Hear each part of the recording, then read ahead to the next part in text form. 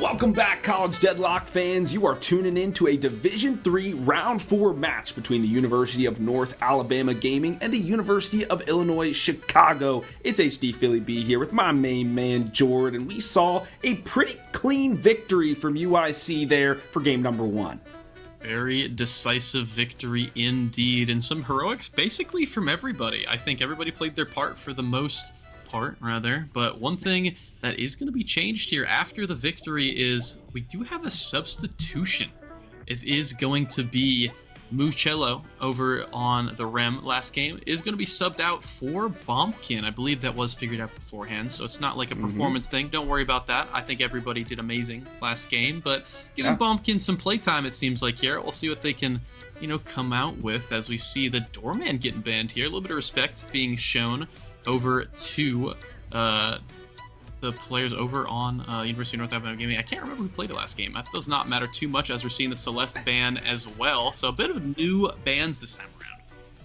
Yeah, so it was $12 Sand Change, aka Froggers, who's the vice captain North Alabama Gaming, was playing the Doorman. But I think the Celeste makes a lot of sense. She was really hard to lock down. We saw the double Death Slam utilized by Rose, and still the Celeste survived. And then she has this great team fight ability with the Shining Wonder. So it's just like, all right, just get this nuisance off the board. Let's figure out something else. This time, North Alabama going for the victor. So they're trying to change up their strategy with adding some late game scalability to their roster. But I'm seeing a lot of support boys out here, the Mo and Krill and the Dynamo, to open it up for UIC. It's like the strategies have flipped a little bit here, Philly, as we're seeing the victor getting first picked by the opposition, whereas UIC is going with a bit of the utility this time around with the Dynamo and the Mo and Krill, and Wraith being left up, though, with that Doorman ban, which means that we are going to be seeing a bit more damage this time around. I think University of North Alabama definitely know, and maybe are overcorrecting, as we're seeing the Venator as well. Screw utility, they said. Those characters are overrated. Let's just go full damage and see what happens, as we got that Victor Wraith Venator over on the side of North Alabama Gaming. Wow. And then we get to see the Yamato, cool, calm, and collected for UIC Deadlock, get a bit of a well-rounded start to their comp. Might be a bit crazy going with the Dynamo as well, but they did just get banned early in the first round last time, so maybe they would have banned it if they didn't take it right away. So I guess, maybe they have a good Dynamo player, maybe they want to get it on the board, as the character is pretty good right now in my opinion, so why not? Yeah, a lot of changes to the kinetic pulse, makes it stronger in lane. There's a couple charges, better scaling, that kind of thing. Quantum entanglement, not so good. Rejuvenating aura, so-so. The singularity has been adjusted, where a lot of its max health damage is now locked behind the 5-point ability upgrade, so you really have to invest in that, and I think players are okay now that kinetic pulse is much stronger. To that being said, just like when you're reading a book, it's got a beginning, a middle, and an end, and you need all 3 parts to fully understand it. Last time, North Alabama had the beginning, not so much the middle or the end. This time they've got a lot of the end, but not the middle or the beginning. So how are they going to get to those final chapters? That is the question here for now. The bans do come through. We have the Abrams and the Ivy, so we won't be seeing them in this match. The Drifter now received a few buffs. He's on the board.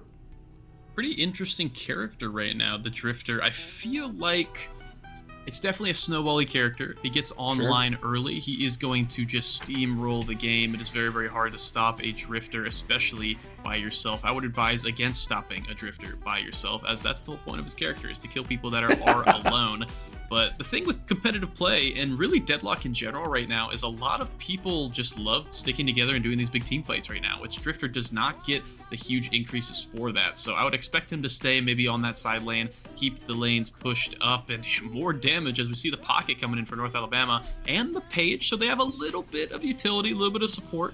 They're going a bit of the opposite direction. Like I said, maybe overcorrecting at this point in time, but to be fair, they do have a good front line in that Victor, and they do have a good mix of spirit and gun damage. So if they can find another good utility pick for themselves, maybe that Viscous again could be decent, maybe something else on the board, maybe some more Engage I think would be great for them. I think they'll get a decent, well-rounded composition. We're seeing UIC Deadlock trying to find their own well-rounded composition with the Infernus and the Billy, right? So they have a good amount of brawly potential with pretty much all of their characters. They all love scrapping it out. They have okay laning phase, I would say. Billy and the Yamato are definitely not too shabby. The Infernus really just depends on its matchup, so we'll have to see if he can get a good one. But University of North Alabama, eyes on you to see what you pick. It's going to be the Rem, so that's going to be a bit more support, keeping all the damage alive, but I'm not really sure if they have enough punch in this laning phase or not. Maybe the idea is to just get to the late game, try to stay even until you get there, and then you'll have the damage to take it away. Not too sure, as a lot of the CC is in UIC Deadlock's hands with that Dynamo and that Moe and Krill. I don't know, man. This is a tough one.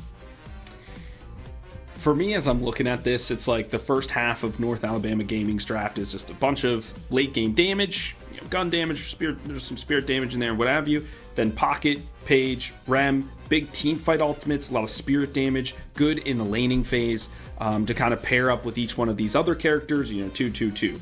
Whereas the UIC, they're kind of going more for this pick comp. They want to play early on. They want to utilize the Moe and Krill and the Drifter to really keep the snowball from happening. If they can get an early lead, there's potential they can. And we saw how good their macro game was in game 1. They could probably take that all the way home. But if it does get to that 25-30 minute mark and above, this team is going to falter. There's nothing a Drifter or Moe is going to do at that point. So they really do have a timer on their hands, as it is time to deadlock and roll into game number 2.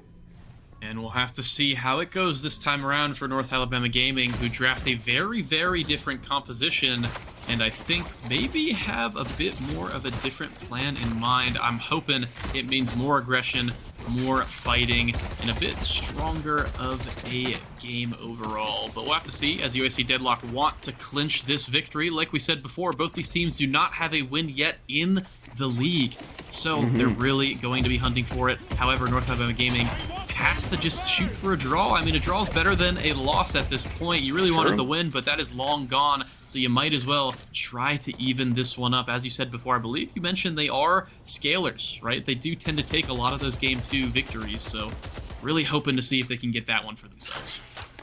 What's most interesting to me, Jord, is this mid lane with the Billy and the Drifter, and I actually like it a lot, because if they can maybe get a pick early on, create some wave pressure, maybe get the Guardian chunked a little bit, the Drifter will be able to drift and go from lane to lane and get that isolated damage and really facilitate. While Billy is okay with staying in lane by himself, he can get wrecked and blasted all he wants and be totally fine with it. The Yamato and the Dynamo, though, in lane number 1, kind of just sustain, rejuvenating aura, Crimson Slash. They're just going to be trying to take some bullets and dish out some damage best they can. They've already sent the Wraith back once.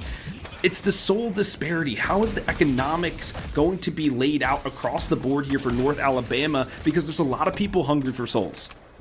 Yeah, we'll have to see. I believe, kind of just who can get it, right? Whoever does better gets, I guess the spoils go to the one who can claim them, and we'll have to see, as a bit of spoils are being claimed over by UAC Deadlock, trying to go in and evade that tier 1 camp. Gonna be getting them a slight soul lead in that middle lane, but nothing too crazy for themselves, as really not too much a Victor and a Rem can do to stop them at this point in the game. And that is what I was going to mention next, is these lane matchups. I'm expecting the University of Illinois Chicago to be putting a lot of presence on this middle lane, and as soon as this Moe and Krill gets the ultimate, I'm expecting him to roam over there and try to find a kill onto this Victor or onto this Rem.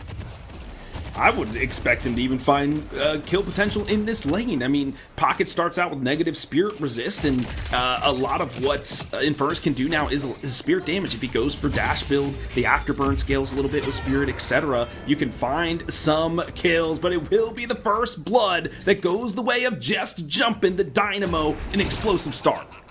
Yeah, the Yamato landed that clean power slash, fully charged onto Rose, and just took him to like 10 HP. Easy cleanup for just jumping here with that kinetic pulse. Just take him to Pound Town really quickly, get that early lane lead, and pair up a lot of souls as well. I mean, almost 1k, 1k soul lead just onto that Wraith. I mean, that's going to be tough to recover from if you're going to be getting your ultimate that much later as the Wraith, where that's all your power is in the early game, is in that ultimate, throwing them back into your Guardian.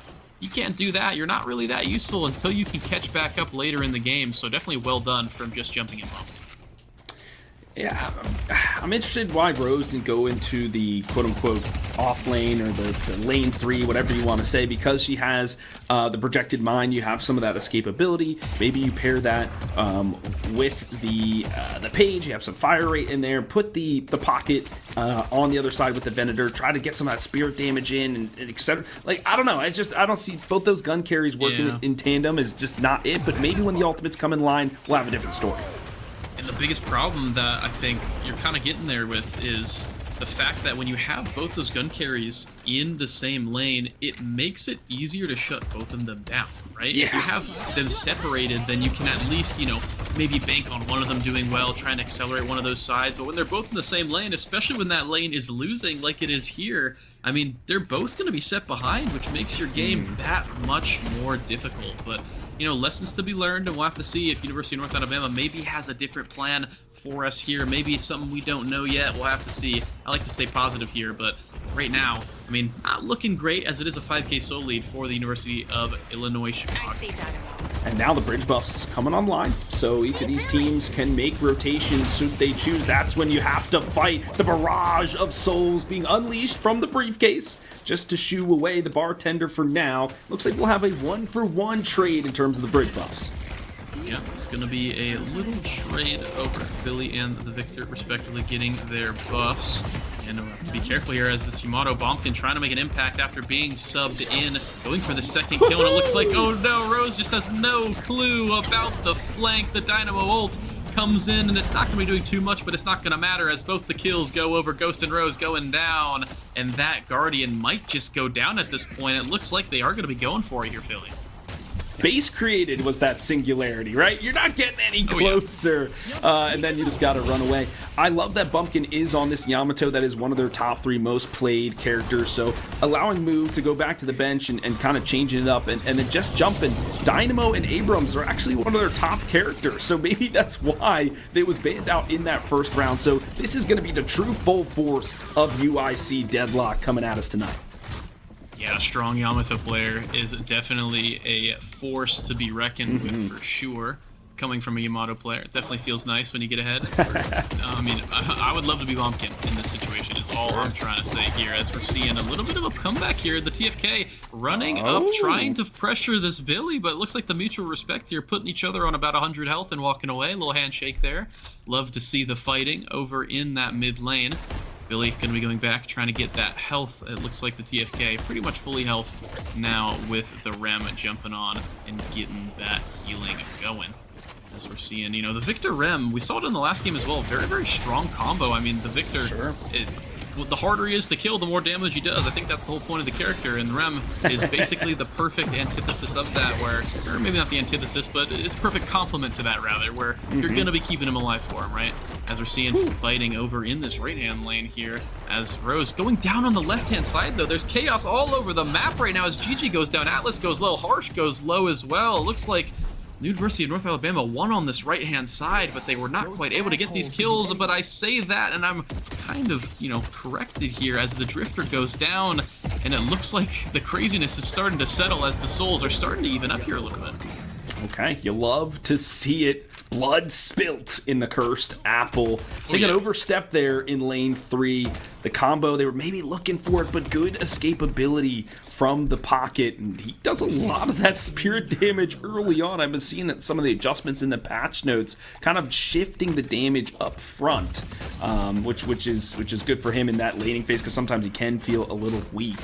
The Drifter, Jordan, I'm a hater. I don't like the Drifter. I don't like this character when it comes to like competitive play. Sure, in your pubs or solo queues, whatever, he's probably fine. But when it comes to full 6v6 comms, I'm just not feeling it. So I'm always scrutinizing the Drifter chip. We saw him carry the last game. Looking forward to him carrying this one 2 minutes before the urn comes online. This one's pretty even.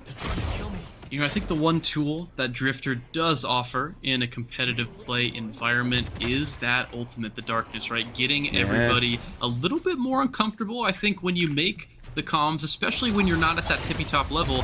When you make them a little bit that harder and you're not really quite sure where all your teammates are, it becomes that much more difficult to execute a team fight, right? And I think if, you know, Chip can execute a couple of those ultimates in the beginning of a team fight, you know, maybe they'll be able to find a pick or two quite early, as we've seen the Yamato go in, trying to find a pick themselves, and oh my goodness, they take down the Guardian, they take down the Rem, and they finally do fall, but oh my goodness, Bumpkin had no business doing that.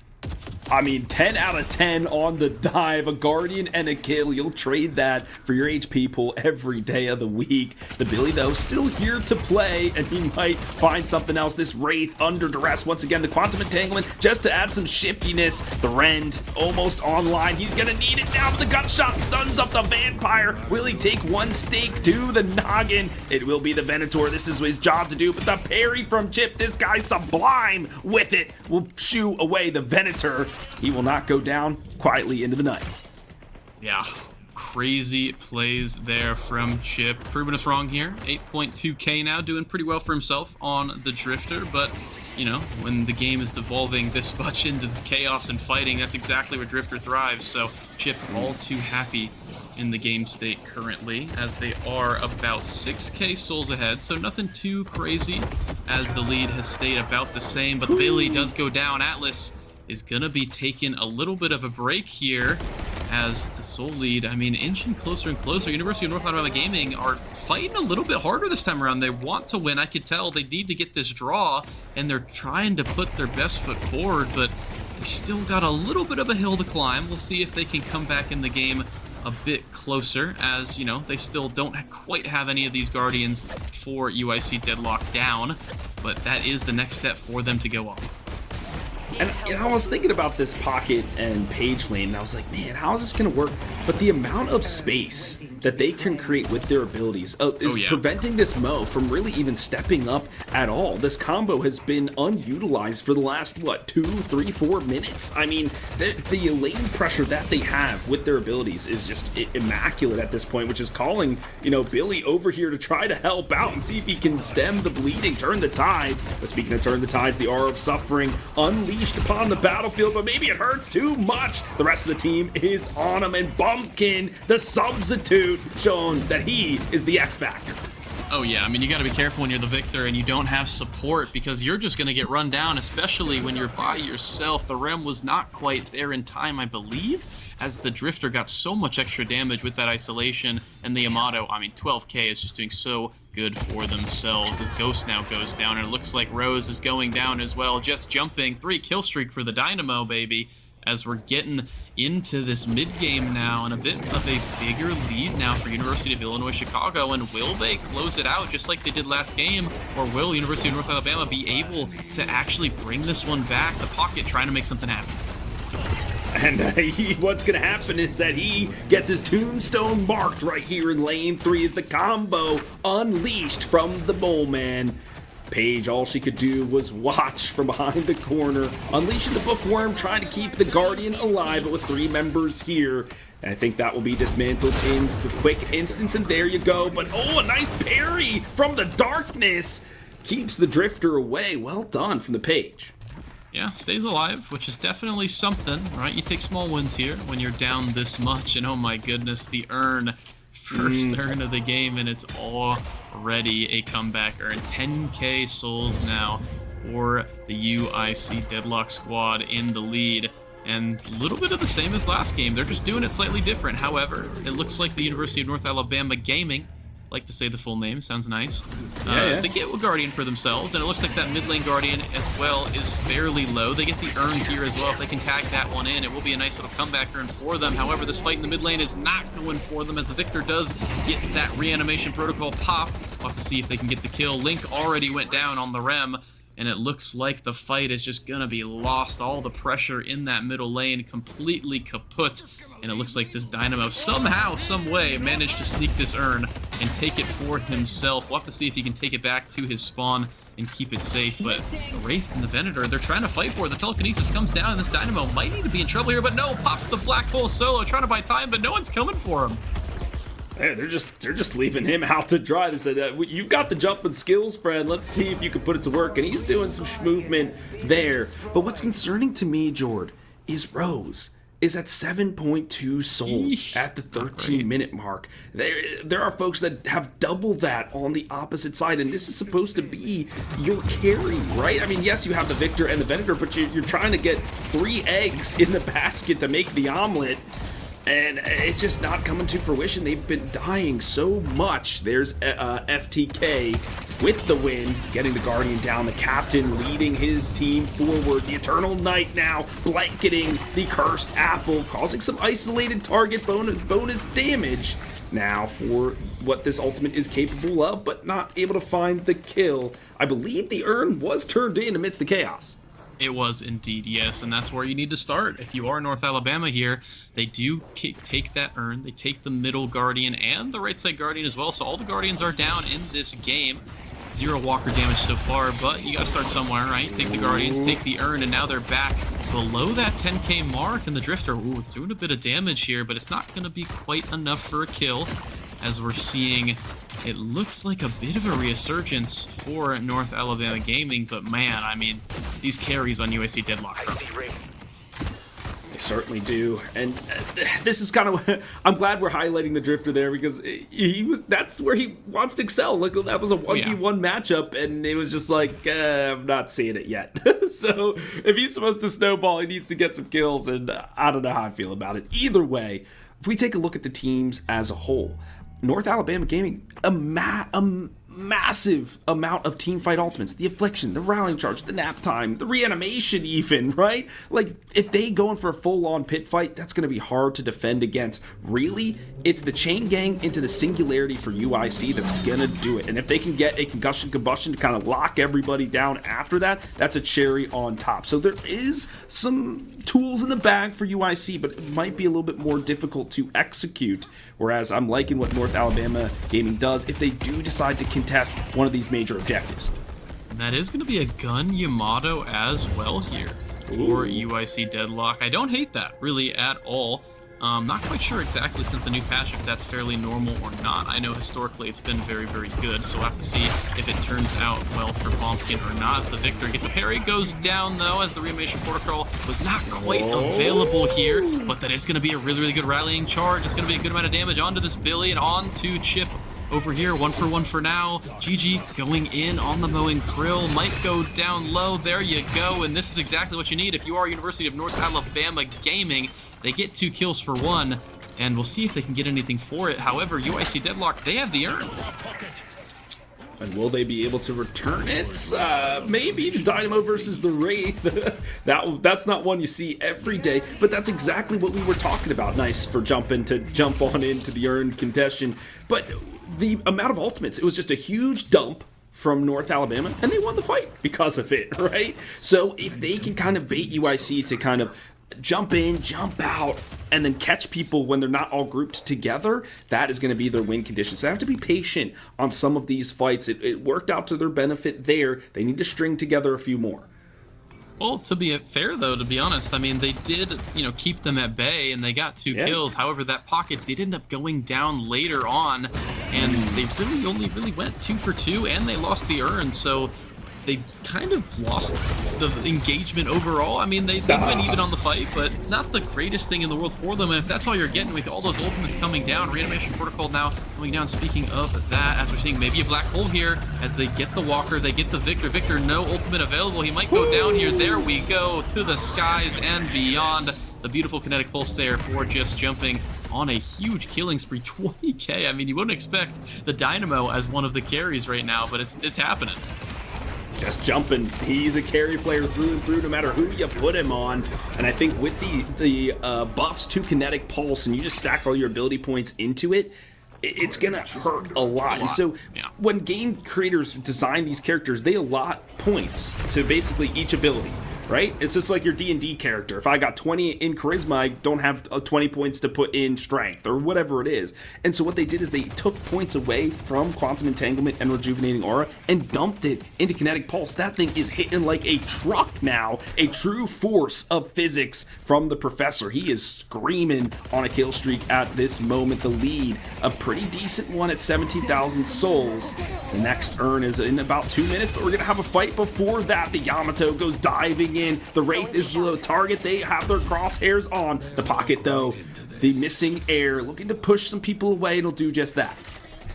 Doing just that. Well done for University of North Alabama, going for that kind of disengage fight, you know, forcing the Archmother, right? The UIC. I almost want to say, you know, Amber Sapphire. I'm so used to saying that, but I'm trying to get away from it. But we'll have to see as, you know, the game develops where that goes, you know, verbiage-wise. But UIC Deadlock, either way, forced to retreat on that engagement there. Wanted to get a bit more damage on that Walker, but they're going to have to settle with nothing for now, as they are still in the lead by a good number of souls. Actually, more than 20k now if I'm doing... Oh, no, sorry, almost 20k if I'm doing my math correctly there. It's about, there you go, 19k souls. So, well done to them so far, as we're seeing a bit of a rundown now, as Rose needs to be careful. Does not have the cards available. There we go. Finally does get out, teleports away. The Venator starting to do a bit of damage, to be fair, after getting that bag in the mid lane earlier. I've seen the Billy engage now on this mid lane. And this is a huge rising ram, and a beatdown is on the menu here for the pocket. He is just getting blasted up and blasted around. The ram tagging along in this fight, trying to heal everyone, but it will not be enough. Chip comes to the aid of his anarchist friend to find the kill. Finds the kill and gets the little, you know, the little icon on the top right. He's excited. He's on that killing spree, right? I actually haven't seen a Drifter one. I mean, maybe that says something about the character. I haven't seen a killing spree on the Drifter one quite yet in my games, but I like that one. I mean, I wouldn't be happy if I was on the enemy team and I had to see him opening his mouth like that. I mean, that's just a taunt. That's a taunt and a half right there, and Chip is feeling it as he gets the kill on the 20k. He's doing decent for himself. Obviously, you know, like you said, nothing crazy as we've been seeing so far. Not quite sure about the character just yet, but hey, Chip's doing all right. We'll have to take him, you know, taking the Drifter for a spin, why not? As we're seeing this game unfold, let's take a look at the game state, right? We're seeing 2 walkers for University of North Alabama. They're defending them decently so far. However, UIC Deadlock keeping all 3 mostly healthy, apart from that left one, which is about at half HP. But they're doing pretty well for themselves, up 22k souls. I mean, I feel like University of North Alabama need to get this earned. They need to, you know, try for some sort of play here, but they need to be careful because this Billy is lurking. Yeah, and this might be to their detriment, because this is the point of the game where UIC is going to feel their strongest, right? Around this 21 to 25 minute mark. Once it goes later than that, and North Alabama can get more souls in their pocket, it's going to be out of reach. And maybe there's be some misplays or a clutch play or whatever. You know, you can never discount anybody, right? But the theory would state that that is how it would go. But UIC, they're kind of playing it patiently. They're not forcing anything. Right now, though, corralling around the urn. They have a triple blockade to gobble it up, and it looks like they'll take the urn for themselves as soon as they get this Venator out of here. Yeah, the Venator needs to be a bit careful. He's starting to do decent for himself, but not enough to take on some of these very strong members of UIC Deadlock, who are starting to push this down. But Rose does go in actually with that ultimate here, looking for a kill, maybe on the Dynamo, who does end up using everything and jumps on in, gets the 2-man ultimate. Oh my goodness, the huge engage for just jumping, and that's going to be a successful team fight.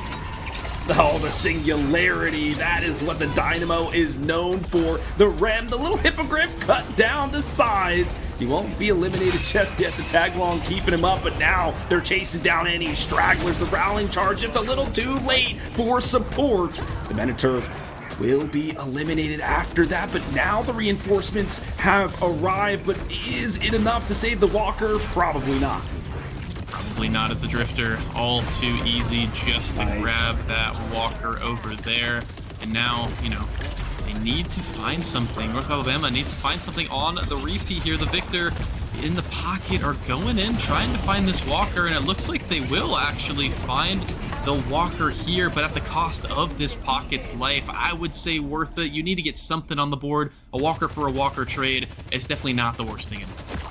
Yeah, absolutely not, especially with how big their bounties are now. And it's on the opposite side of the map of where you lost your Walker. So now the lane states are going to be a little lopsided. There's going to be resources allocated to and fro, etc. So it's still, 20k soul difference, but still you feel like North Alabama has some life left in them. But Paige, being the sole leader, that's a head scratcher. Yeah, I mean, I guess the Fae just stayed consistent, stayed in all the fights, and oh my goodness, needs to watch out here because the Victor finds a little bit of a drifter over in the shop, but I think the Victor might just be kaput here. No it has the way. reanimation protocol, but he does not quite have the help here, Philly, but I think his life is going to be necessary here as the combo comes out, the extra health on the Moe and Krill, thank you very much. However, North Alabama do get an earn out of it, so, I mean, you know, give and a take. I feel like as Victor players, you know that. You've got to trade my 2 lives for some objective somewhere. And then he did that for the Walker. He's doing that for the Urn. But you can't let yourself get too far behind. Now the poor little Rem is the one who's caught out. Gamer Man swagging on him. Yeah, I mean, that Infernus damage is a bit harsh. No pun intended. As we're seeing the Infernus burn starting to do a bit more damage. 30k souls, actually the most in the game, so sneakily kind of creeping up there on the damage charts. As we're seeing mid-boss now getting taken nice and clean for UIC Deadlock. Well done to notice your space on the map and to capitalize on it. That's going to be 3 Rejuve Crystals, and that is going to be another fight coming in here as we're seeing 24k soul lead. UIC Deadlock, I mean, they haven't gotten too much of more of a soul lead as these comeback earns has been helping University of North Alabama, but with these 3 Rejuve Crystals, I think that's going to be more than enough to win a fight. Oh yeah, they'll be emboldened to go for this 3rd and final Walker. You can see them gearing up for it now. They just got to set the other lanes so that they don't have any, backdooring action happening to them. But they're gearing up for it. This Billy, though, immobilized to start the Rising Ram, though, to rush out of there. Can he escape with his life? He might be forfeit here. They're chasing down the Anarchist as best that they can. Projected Mind to launch themselves forward. We're on a wild goose chase now, it seems, Jordan. Yeah, trying to get the Billy, trying to get one of those Rejuve Crystals, but the Billy, I mean, he shouldn't have been there in the first place, but he manages to get out all right, and he gets an ultimate. I guess he gets the Wraith ultimate as well. Tactical decision there from Atlas to get in and get out nice and quick and get one of those resources. I guess you take that, as you do not lose one of the Rejuve Crystals, which is huge for the side of UIC Deadlock, because if they start losing these randomly off to the side and start getting lax with their play, I mean, like you mentioned earlier, the ultimates from North Alabama Gaming are still deadly, right? The Page ultimate is doing a lot of damage. Now that Rallying Cry is nothing to scoff at. I mean, obviously the Pocket ultimate is always very, very strong in the game. The Venator's starting to get close up there. I mean, there's some teeth in this North Alabama composition, but we'll see if this teeth can contend with the Yamato, who's just sprinting them down. Oh, and the teeth comes in the way of a katana, and this Yamato in the middle of everybody doesn't even care. Takes down the Wraith. That's the easiest target. The Rejuve Crystal will finally be expended. Still 2 more to go, and that was a stake to the heart of the vampire. That's got to do critical damage to chip. Another Rejuve has been taken off the board. The Walker still remains intact. I guess the teeth won. There you go. I mean, 2 Rejuve Crystals down. They only lost Rose out of that, and the Walker still stands for now. So well done to North Alabama Gaming. I mean, the soul count is still not looking pretty for him, but you kept the Walker alive, and you somehow managed to hold back the force of UIC Deadlock. To be fair, I don't think they were all quite going in there. I believe Bompkin just went a little crazy on their own for a bit, and they managed to, push them back, find a kill, and then force the retreat using up those Rejuve Crystals. But with only 1 minute and 20 left, you got to make a play with them, and I believe UIC Deadlock finally now are grouping up and they're ready to get this final push to get this Walker. I don't see just jumping, though, and this is the problem, because the singularity is huge. Rose, once again, nipped out in the jungle. That's where the Drifter survives, especially when you have the advantage, because people are starving for souls, so they play aggressively into their own jungle, and Drifter is just ready to pop you right there. Atlas, the team captain, will expend the final Rejuve, but it's all worth it when you get this Walker down. The final flex slot opened up for the squad, but a couple members on the blue side go a-tumbling. Yeah, they're going to have to work their way out of here. The Drifter and the Infernus are alone, but alone might not be too big of a deal as they're looking very, very strong, forcing North Alabama to run away. But the Drifter actually gets caught by the Page. Well done from Rard to find that route into the burn. The Venator is going to be helping out with that kill as well. The Infernus now forced to run away, but here comes Bumpkin. Is starting to fly and slash in. We'll see if he can do some damage. Does have the Shadow Transformation, must utilize it now, but it's a 3v1. Can Bumpkin, the bench player, get the work done? It looks like he can. One member off of the bounty list, 2 more to go. It's the little Remy Remington who's next on the list, and that's a 2K here for the substitute. You know, in basketball, they say the 6th man is the most important. In Deadlock, it's the 7th man. You gotta have that extended roster, right, to be able to sub Bumpkin in a critical time here, trying to look for that first win of the league. And the performance that is being put on by the Yamato right now is exactly what you want when you sub somebody in, right? And regardless if they were supposed to be subbed in or not, doesn't matter too much. The point is they're performing, and they're performing well, and so is GG on this moment. Krill finds that combo, going to be more than enough damage to take down, I believe it was the pocket there. Frog does go down to that one. And man, I mean, no walkers on the board. I believe University of North Alabama did somehow manage to find that middle walker, which is definitely something for them, but they're down 50k souls here, Philly B. I'm not quite sure if they can come back from this one, as it's looking like a little bit of deja vu moment from last game, but maybe, you know, miracles can happen. I've seen crazier things. It's a little bit spooky, that's for sure. Not a bedtime story I would read to any kids. This, yeah. I mean, I think what it's going to have to be for North Alabama Gaming is just one of those big ultimate dump fights where they're not caught out. Because like we talked about in the draft, UIC is playing for these kind of pick moments, maybe these 2v2 skirmishes, 2v1s, etc., where they can then find the advantage and then press a macro objective, which they've done so expertly well. There were a few shining moments for North Alabama Gaming when they had all their team fights combining together. It's getting a little out of hand now. 40k plus for 3 members for UIC. Just Jumping has been farming for the last, 5 minutes. He has to have Refresher. It's in his pocket right now. As soon as that item's on his roster list, they're going to go for a fight and try to end this game. What he's going to take down for, as he already has 4 active items, so I'm curious to see what he actually ends up giving up. I assume it's going to be the Cultist Sacrifice. Yeah. Maybe he just pops it for the gold here and then goes for the Refresher later on. I assume that's going to be the case, as we're seeing, the pocket going down early before the fight even starts. That means the Drifter can all but walk into this urn, and now this Rem needs to be careful. As Link is starting to get caught out here. The sleep is going to buy enough time, but we'll see if it really matters now. Here comes the Flying Slash, and that's going to be all she wrote. 2 members down for North Alabama, and the Wraith does end up getting that walker on the left-hand side, which is definitely something, but I mean, 4v6, I'm not quite sure if they can hold their base.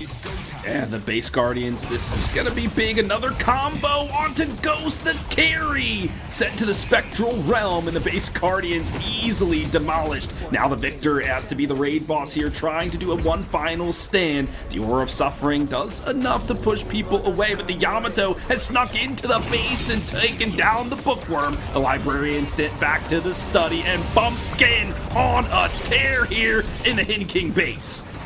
Yeah, the glass cannon, the full gun Yamato just doing absolute work here. That's going to be a full clean sweep of the roster for University of North Alabama Gaming, and it might just be all she wrote, as it's going to be 67k soul lead for the University of Illinois Chicago, and it looks like the Midwest is winning today, as they're going to take the first bit of this Hidden King, and they should be staying more than happy to take the second part as well. They haven't used the singularity yet for Just Jumping, so there is a bomb awaiting for the side of USC. They could just toss that in as their final rallying cry. Ghost is the one to step up first for the final defense. A Stalker's Mark will be laid upon him in a quick teleport in for the Priest, and he will go to Jesus. It will be one more fight here. The rallying charge knocks a couple folks up and knocks them down. The Bookworm there to send them away. Okay, the Page standing tall is the last line of defense. Yeah, I mean, they're holding a little bit. They take down Just Jumping. No singularity to be had. However, the Billy is getting very, very low. That's a well-done kill there and a good defense for North Alabama Gaming. I mean, they noticed that, you know, they kind of didn't have the full roster, UIC. They kind of split up, not really sure exactly what the play was, and it looks like they are going to be going for the mid-boss. If they can get all 3 Rejuve Crystals, that actually won't be too big of a deal, as it is a 2-for-2. There you go. Now it's going to be a 4v4 for the next 30 or so seconds, but it's not really a 4v4. It's kind of a 4v7, as the 3 Rejuve Crystals are going to be doing so much for UIC Deadlock. And with this much of a lead, I really don't see how they mess up this time. Protect me, brother. They have their assurance here, right? When they go in, they know they can expend some life pool and just keep the war of attrition. Uh-oh. Oh, yeah, I forgot. Oh, no, okay. I forgot about that. Oh, he's a mole man. Okay. He is now allowed to go through the tunnels, okay? That was part of the update. I highlighted that as a big Mo and Krill fan myself. The disarming hex will not shoo away Bumpkin. He is slicing through the little hippogriff boy. Oh, Remy, though, is able to tag along and stay alive. The shadow transformation about to be over, but Bumpkin gets his quarry, takes down the priest once more. All eyes on to the weakened patron of the Hidden King. Bumpkin with a 2K. I think this one is all said and done. UIC will take it, I believe. Oh no, the kid's still going. The king, he's taking some shots. He's taking shots. He's invulnerable. They're defending for a while, but it is a 3v6. I don't quite think they can get this one done. Bumpkin finally does go down after doing so much work in that fight, but it looks like the reinforcements for University of Illinois Chicago have arrived. There you go. Big singularity to deny everything that you could possibly throw at them. There's the ace. There's the victory. And there's the first win for the University of Illinois Chicago. Okay, well done. Claps around, applause for UIC. The Hidden King was like bursting, and then he was reconforming and bursting. I was confused. I was like, wait, is he dead? Is he not dead? It's like some crazy visual stuff there. Yeah, but those patrons are no joke. They're patrons for a reason. They got supernatural powers, and so does UIC as they take this one in a clean 2-0 sweep, net themselves their first victory. With only one more week remaining of the regular season, they desperately needed that victory. On the side of University of North Alabama Gaming, they'll lose another one. They've got one more week to salvage something for the season before it's all said and done. Jord, let's take a look at the MVP. Let's take a look at the scoreboard here. I have a feeling I know it's going to be who it is. Give us just a moment to get that scoreboard ready for you guys to take a look at. But for now, we can kind of, figure out and see who it's going to be. I feel like Bumpkin might be on there after how much work he was putting in. And man, I haven't seen the gun Yamato in a long time, and I forgot how much damage that one actually does. And you just have an unkillable demon sprinting at you, chucking shurikens at you left and right, and they're doing 50,000 damage each hit. Numbers might not be completely accurate, but close to that, as I think I saw Rem get 2-shot by the auto attack, so that's definitely something. And there we go, 18 kills, most headshot kills, there's a stat, right? Most player damage, second most objective, most objective damage, most healing in the game. The Rem couldn't even compete with the Yamato healing. I mean, that's something. Yeah, a huge performance from Bumpkin. It just got to a critical mass point where he's just like, I'm going in. I'm stronger than everybody. Yeah. Almost gets the full constellation. Just missed out on a couple of assists, and those all went to Chip, utilizing the Eternal Knight, which got the bug fix that now allows those assists to come through, which helps him with his isolation stacks, etc. So, okay, the Drifter doing something here, getting some assists on the board, but well done overall from the side of UIC. I mean, hey, when you're playing a pit comp and you're able to disrupt the team with that Drifter ultimate as well, I really do think the character has some sort of, play in competitive play. Maybe it's a stretch, maybe it's a long shot. We got to see him in some of the really high level, big tournaments here in Deadlock, hopefully up and coming soon in the near future. But until then, we got these games to work with, and right now, I mean, hey, 1-0 for me in recent memory. So well done to Chip, and well done to the University of Illinois Chicago, who take that to a victory. Absolutely, and it's been fun rocking with you in the booth today, Jord, with Kashi on the back end and our observer LeSpank as they're running the eyes in the skies. We thank everybody for tuning in to this late edition of Deadlock College Esports. From everybody here at the organization, we bid you farewell, and remember to follow us on socials at Collegiate Deadlock, and we'll see you next time.